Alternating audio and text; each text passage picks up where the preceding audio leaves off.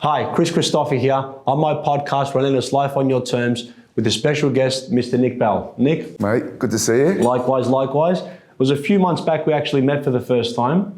I contacted you via LinkedIn. I saw a lot of the content you were putting out and I was very impressive. I learned a lot and I wanted to come and interview you because I thought there's a lot of value that everyone can get from listening Thanks, to you. Mate. Appreciate it. Hopefully I didn't bore you too much with my content. No, I actually loved it, and to see the tenacity of a very young person at the time. I think you were 24 when you started into the business world. You started a skincare company, which wasn't successful.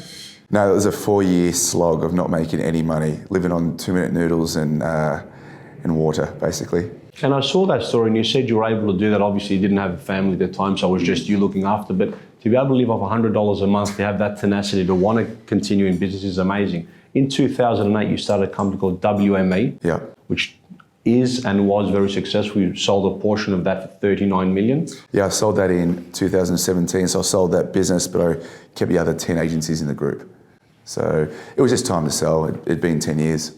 And obviously it was a good time to cash out as well for that sort of money. Yeah, mate, someone's going to offer you a $39 million check to walk away. I'm like, yeah, mate, I'll take it. And since that, you've featured 4 times in the rich list, currently worth over 200 million, so that's very impressive. And you invest in a lot of startup companies as well, with cannabis, mining, fintech. Hospitality. I generally invest in tech startups if I'm going to invest these days. I invest in what I know. And in the start, obviously, when you invested in other companies, you found out the hard way that investing in something you know is obviously a lot easier because you can see. Yeah, look, investing in startups is a tough one. It's basically legal gambling. So when you invest, it is, because when you invest in a startup, you invest in the founder or the founders. Now, if they have issues, could be personal problems, the business is neglected, the business goes downhill. Because at the end of the day, the business grows because of the founders leading the company. Yes, you can have great staff, but they've got to follow a leader or leaders. So I've invested in about 25 startups. I've had a couple of wins, but a lot of losses. Because at the end of the day, the founders have just done the wrong thing. They haven't led correctly. An idea is an idea. It's all about the execution. And it's all about the people having behind you. You're backing the founder and you're backing, and I read you saw, obviously, good reporting is very, very important. Make sure that you do get a report because you're investing a lot of money in some of these startups. I know you're investing in saw that? Yes, I did see that as well. I always think it's the beginning of the end when you don't get regular updates from your investments. So if you invest in a startup and they should give you either monthly or quarterly reports, if they don't give you quarterly reports or monthly reports, usually there's a problem with the business. Usually they're going backwards, they're having financial issues, and they're not basically giving you the information you need to make informed decisions. And what sort of company, if you can't even run a report and know exactly what's going on, how profitable can you be? And I know we've discussed as well online these massive startups that are recording massive losses because they're just raising investor money, and it's so much easier when it's someone else's money. Yeah, when you invest in someone, sometimes founders don't see the value in what you've given them. They think it's free money. Not always, just some. And they raise into a Series A, Series B, Series C, and they keep raising. But they lose focus on actually generating revenue. Focus on bringing income in rather than just raising fucking money all the time. It makes no sense. I think it becomes a part of ego as well, people trying to get a bigger business. But I feel if you don't have skin in the game, it's just easy to spend someone else's. 100%. And people value the company at $100 million because we're raising this amount of money at this valuation. It makes no sense. I'm old-fashioned. I like businesses that actually make real money, that make profit. Me too. Because there's longevity. If you keep raising, eventually it's all going to come to an end because you're going to lose investor trust and interest and confidence. And you saw with WeWorks the ridiculous valuations, and they're just a license to burn money, in my opinion. But people are buying data, and I just don't understand how they build companies are worth billions of dollars after 15 months. I don't even understand how that's even possible. Yeah, look, I can't comprehend it. I've been preaching this for a while. Stop raising money, focus on generating revenue, become profitable. Have a clear plan to being profitable, not raising fucking Series C, because end of the day, it all comes to an end. It always does. I got sent a deck last night to invest in an AI company, and they're raising money at a $250 million valuation. Revenue is very minimal, and it's Series C. And I said to the guys, I said, come on, this is just dumb. yes, you may be able to raise money with dumb money, but a savvy investor will go, come on, mate, this is ridiculous. You've got no revenue, but you value the company at $250 million. How? It makes no sense. The shoot money would be a lot harder to take, though. Obviously, people that think it's going to be a pie in the sky stuff, you can make X million or 10, 20 times your money, people will invest in it. 100%. And the problem with that, when you value the company at, say, 250 million, sometimes the founders are taking money off the table. So they're taking investor money, then taking little chunks off the table in case it all goes south. It's, mate, it's which is ludicrous when you think about it. It's just not right. All the money should be going into the business to grow the business, not the founders taking money off. And that's quite common. And it's unfortunate because the investors are the ones getting scammed.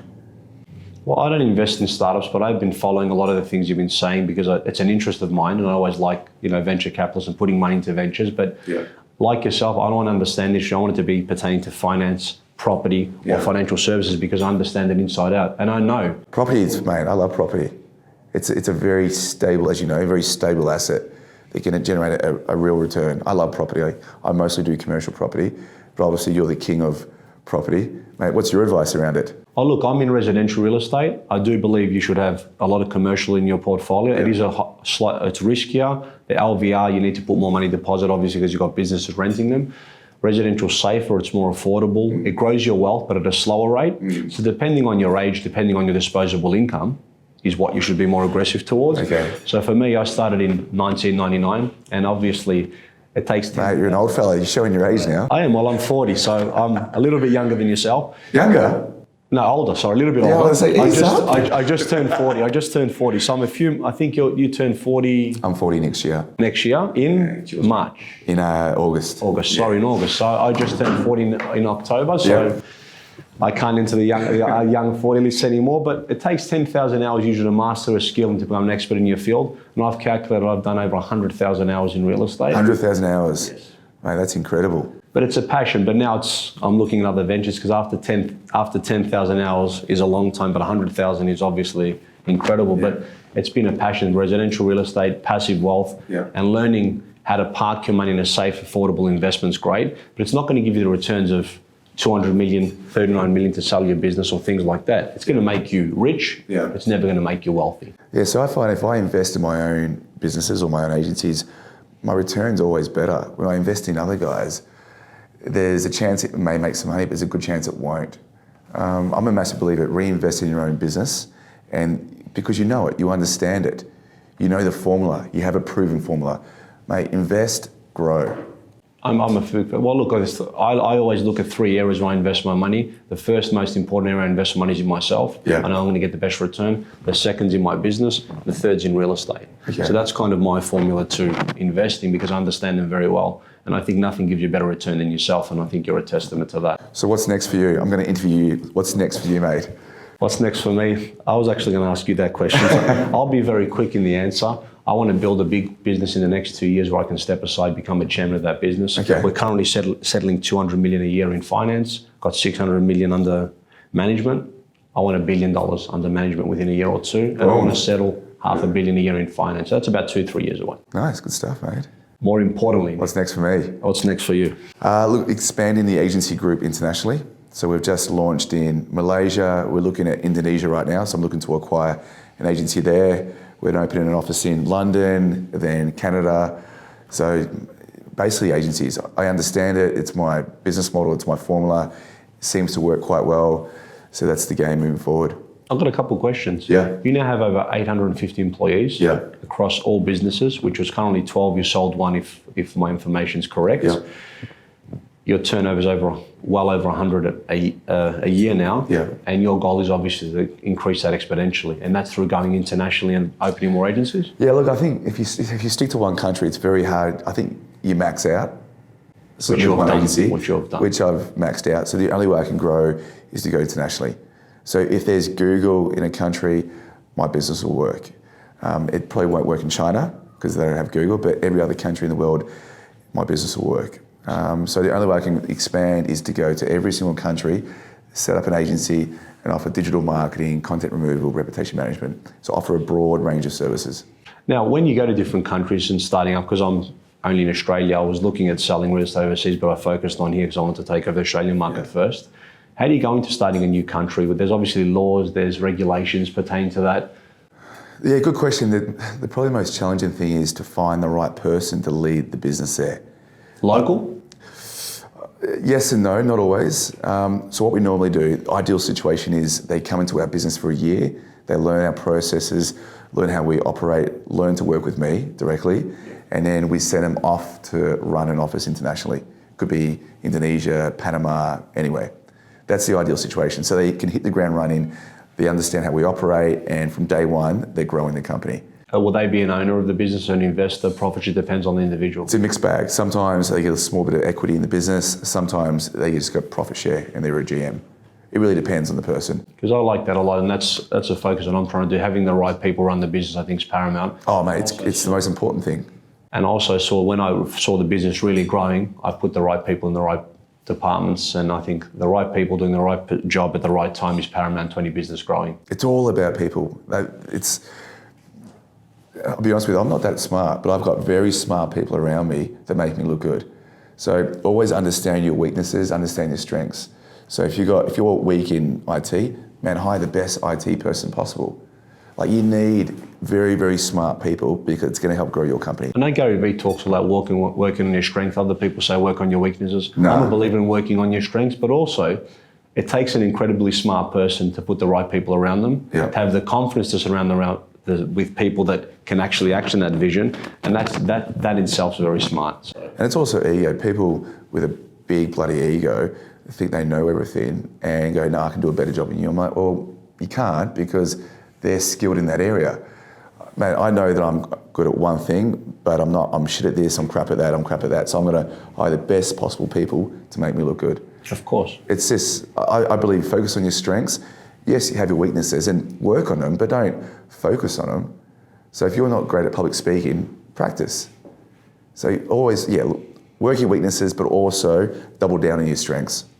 Yeah, well, I think it's important. So for a young man like you, what's the next step? What's important? Obviously, you've made enough wealth to be able to retire. You can comfortably settle, say, I'm done now, but obviously that's not going to be your intention. It's not about the money. It's never about the money. I enjoy the process. I enjoy the game. Like taking nothing into something, it's like, man, that's fucking cool. It's never about the cash. I love hearing that, and I hear a lot of people say that. Yeah, it's like, look, when I first started, yes, I wanted to make enough money to live because I didn't have any money. But the past few years, man, it's a process. I come to work early, I leave late because I enjoy it. If you're doing it just for the money, yeah, there's no long-term play there. You're not going to enjoy it. Like, you have to enjoy the growth. You have to enjoy the struggle. Well, look, for me, as I said, I like to get up early at 2:45. I like to go there at 3 because I love what I do. What time do you get up in the morning? At 2:45, That 2:30. is fucking crazy. But it's That's as amazing. I said, I can't stay in bed if I want to. Yeah. I love getting out of bed. I love getting to the process of work, and it's never about the money. It's about the growth. 2:45 a.m. in the morning. Yeah, most mornings, if you drive past my office on St Kilda Road, you see level 9 lit up. That is incredible. And look, it's a passion. If I stay in bed, I've got 4 kids, so I have to get up anyway. So it's either screaming bottle, get to work. Either way, I'm going to get to work. But it's the process of growing it and getting to that point, to that next level. And I always say to someone, if you had $1 billion tomorrow, would you go to work the next day? For me personally, 100%. And that's the answer that I give everyone. Yeah, no doubt. I might take one day off. so and basically plan out what I'm going to do with $1 billion.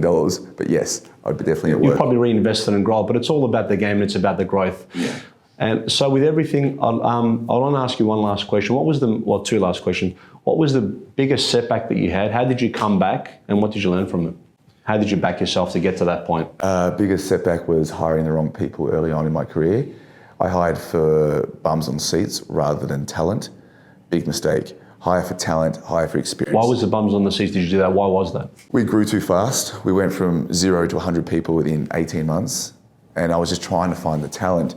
And we didn't have a brand. We didn't have any recognition in the market. So trying to hire good people was tough.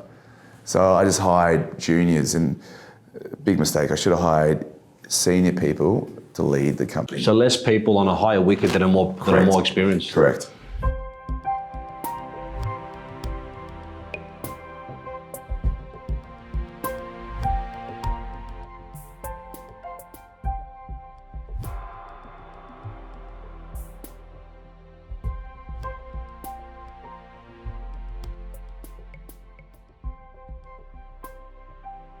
And the last venture you started was Removify. Yes. Can you briefly tell us a bit about that? Removify is a content removal company. So any damaging or defaming piece of content online that you want removed, we can basically remove it for you. It can be anything from damaging reviews to revenge porn to terrible websites, basically anything. Yeah, I saw that online too and actually became a client of yours.